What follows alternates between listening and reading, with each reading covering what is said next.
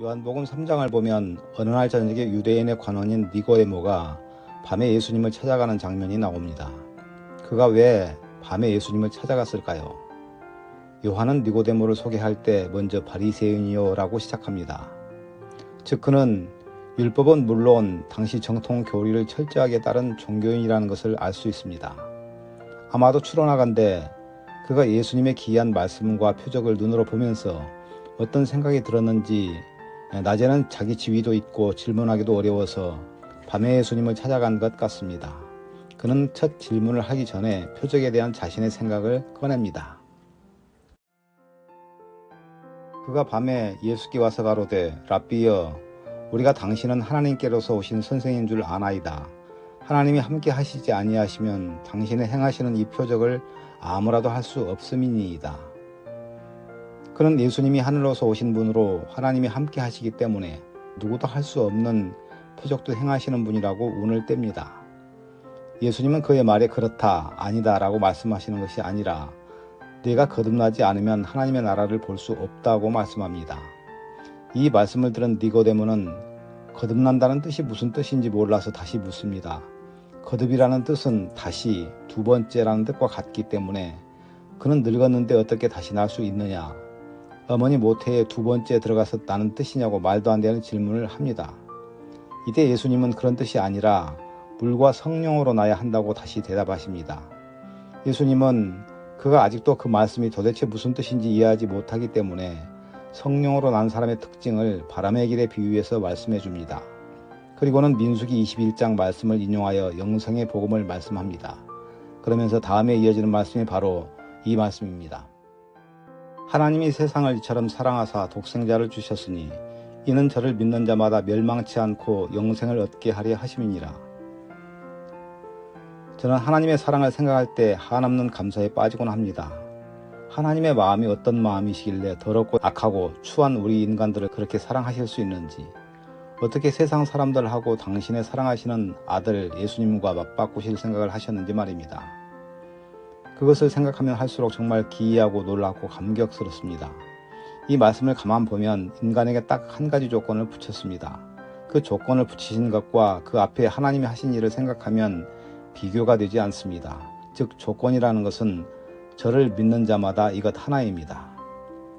즉 사람들에게 하나님을 믿게 하시기 위한 무엇인가를 주셨는데 다름 아닌 하나님이 가장 사랑하시는 아들을 우리에게 주셨다는 것입니다. 주셨다는 뜻은 쉬운 말씀 같아도 주시기 위해서 하신 일을 보면 너무 엄청납니다.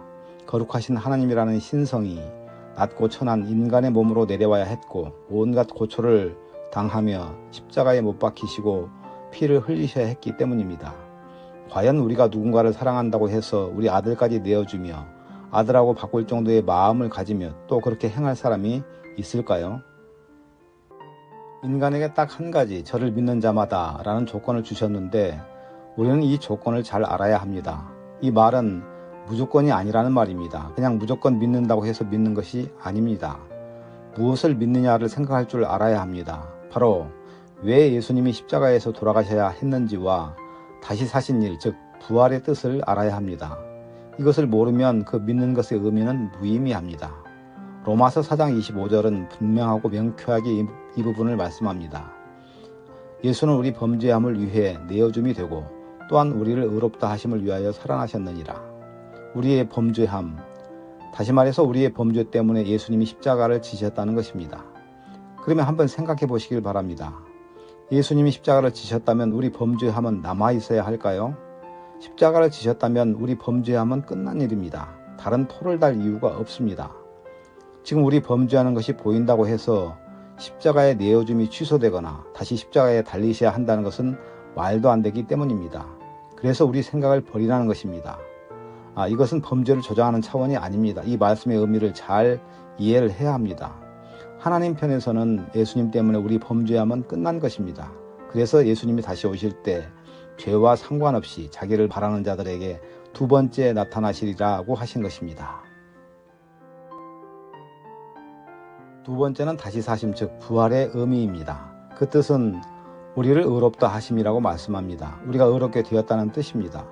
자꾸 칭의라는 말로 우리에게 주신 의의를 폄하하는 사람들이 있는데 그들에게 묻고 싶습니다. 의롭게 칭해줬다고 하는데 의롭다는 말하고 무엇을 구별하려고 굳이 칭이라는 말을 씁니까?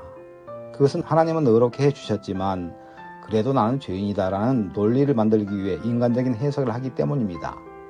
그런데 로마서 8장 33절에는 의롭다 하신 이는 하나님이라고 정확하게 못 박았습니다. 우리가 의롭게 되었다는 뜻입니다. 그리고 하나님이 의롭다고 하셨으면 의로운 것입니다. 자, 부활과 이 의롭다 하심을 더 쉽게 부연 설명합니다. 자주 예시를 든 교도소 죄인에 대한 이야기인데요. 어떤 사람이 죄를 지어서 10년형에 처해졌다고 합시다.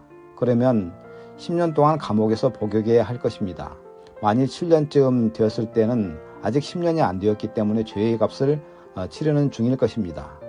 그런데 10년 만기가 되었다면 모든 죄값을 치렀으므로 출소를 할 것입니다.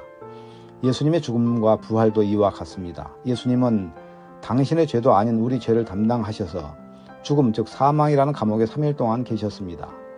만일 예수님이 그 사망이라는 감옥에서 여전히 계신다면 지금도 여전히 우리 죄값을 담당하고 계시는 중일 것입니다.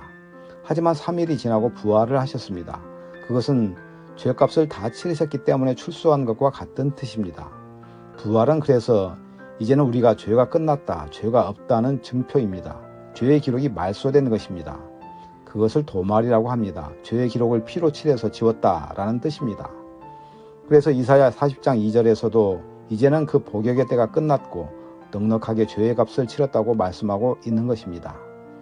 너희는 정다이 예루살렘에 말하며 그것에게 외쳐 고하라.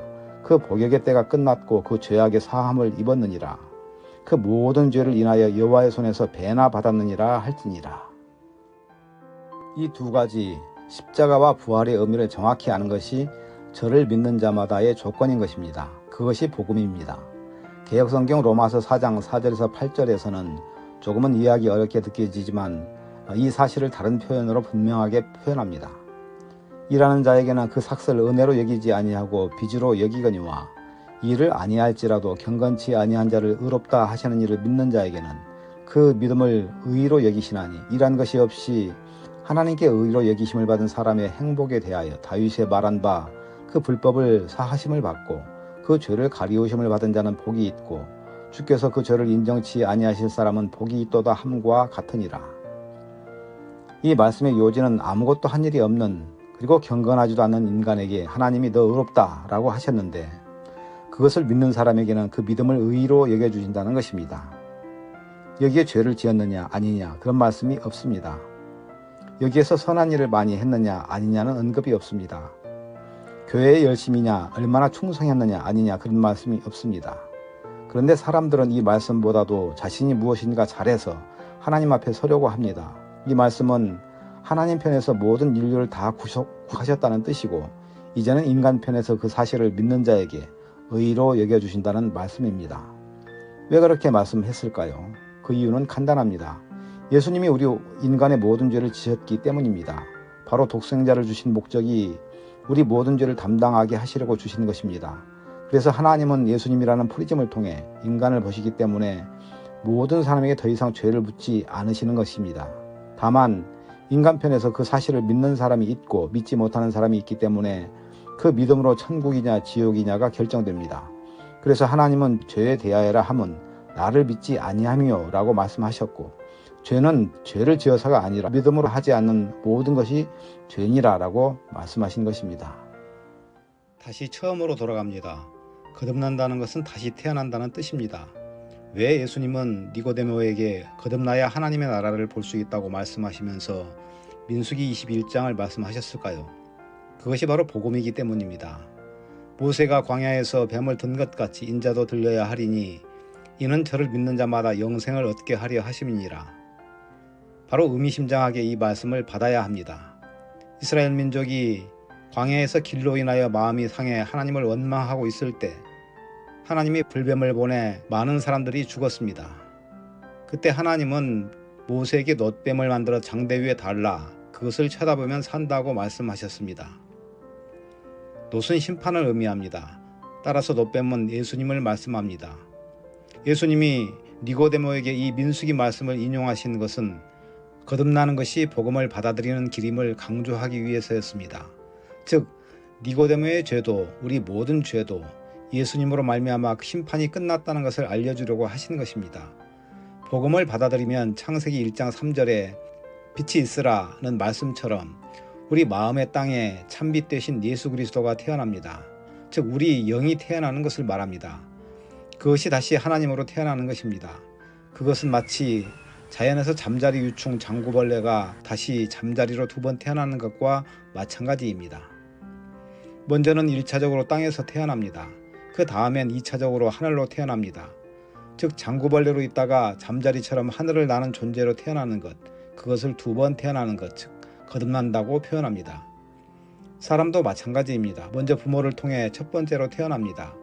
그것은 땅에서 태어나는 것이고 장구벌레가 잠자리의 존재를 모르듯 거듭나는 것에 대해서 당연히 알 수 없습니다. 니고데모처럼 말입니다. 복음을 듣고 거듭나면 비로소 하나님의 세계가 보입니다. 하늘을 나는 잠자리처럼 위치가 달라집니다. 그래서 예수님이 니고데모에게 거듭나지 않으면 하나님의 나라를 볼 수 없다고 말씀하신 것입니다. 이제 정리합니다. 하나님이 우리를 사랑하셔서 우리에게 독생자이신 예수님을 주셨다는 것은 정말 경천동지할 일인 것입니다. 온 우주적인 사건입니다. 이보다 더 큰 사건은 이 세상에 없습니다.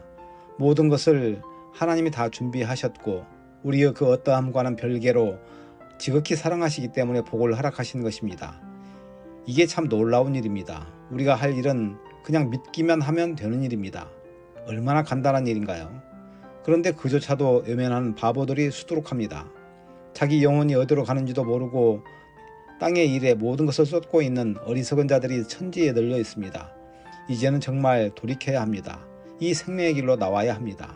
시간이 그렇게 많지 않습니다.